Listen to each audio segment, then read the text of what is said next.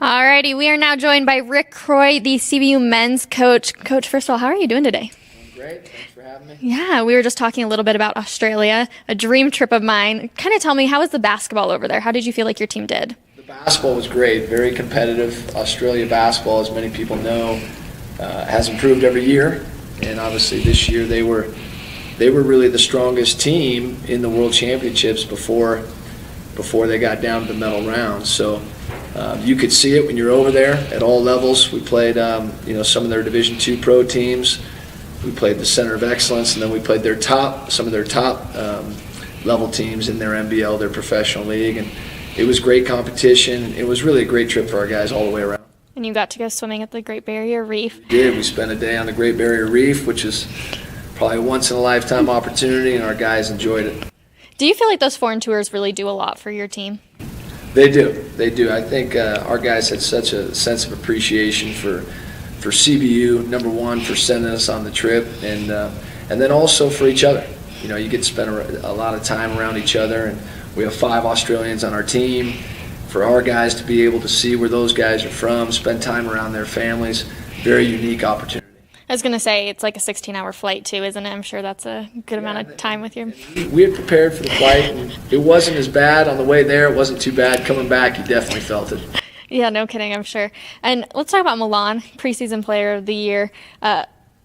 Milan as a whole, he declared for the NBA draft and decided to come back. What are you hoping to see out of him this season?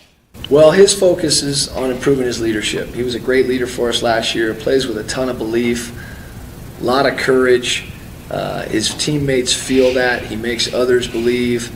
And I think he's really improved his leadership. He's improved a lot of areas of his game, but he wants to be the best leader he can possibly be. He wants to be the best leader in the WAC.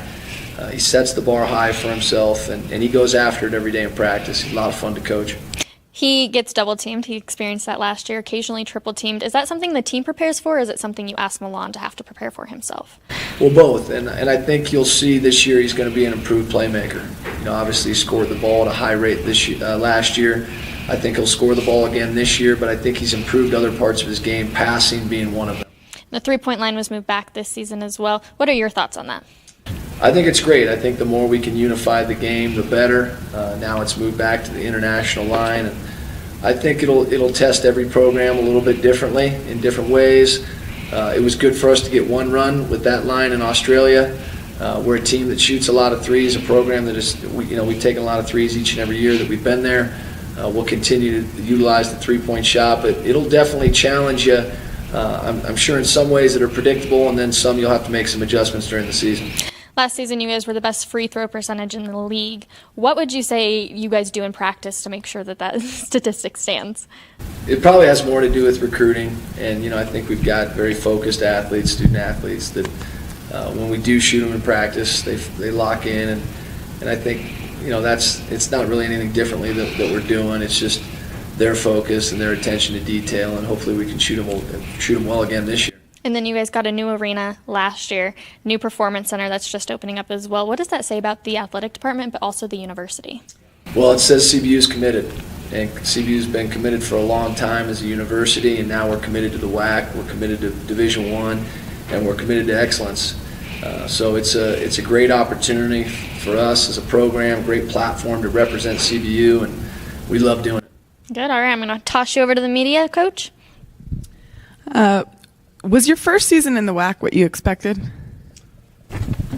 I think there were some things that we prepared for, but until you go through them, you can't totally understand everything until you get a rep going through it. The travel, obviously, a lot of people talk about, but it is intense. It's a factor.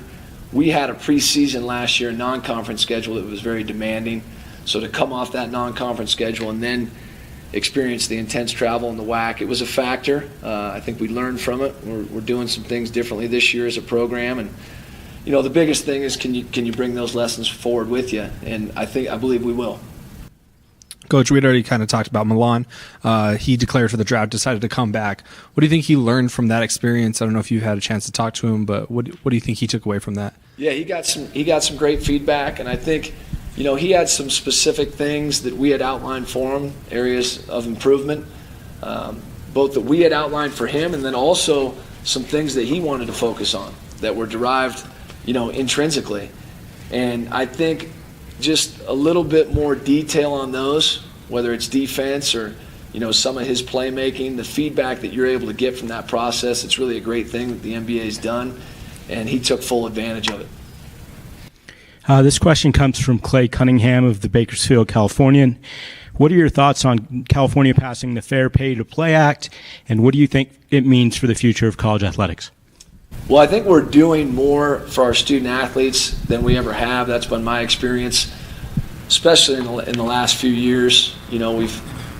The cost of attendance, the stipends, the food, all those things continue to improve. We've got to continue to improve things for the student athletes. I think right now, with the Fair Play Act, I don't know if the people right now that are putting things in place, I'm not sure they have the full scope of all of the things that it's going to require to make it, you got to keep the playing field as level as possible. So there's a lot of nuance.